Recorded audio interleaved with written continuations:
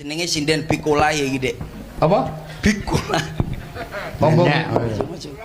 Kulo ora sampean sinden apik men cantik luar biasa. Ya lho. Ada bahasa lho. Nyapot to kok.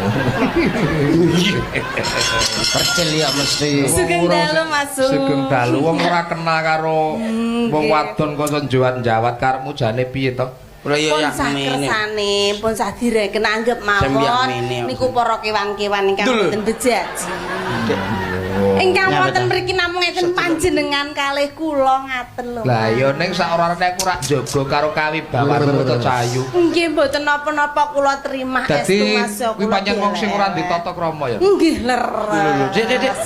Dik. Mboten sah dipun anggap niku lho Mas. Sing Ora kuwi penting apa bangsa sing ora duwe tata.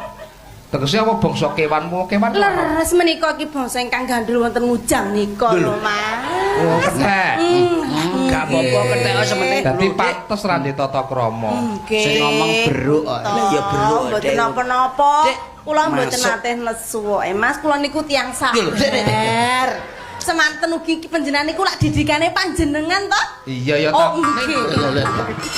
Nggih, mboten napa-napa niku kersane. Kene iku aja kerencang-kerencang ngono nduk. Dadi rasane kok Niki mboten kersane namung atret piyambak. Hei.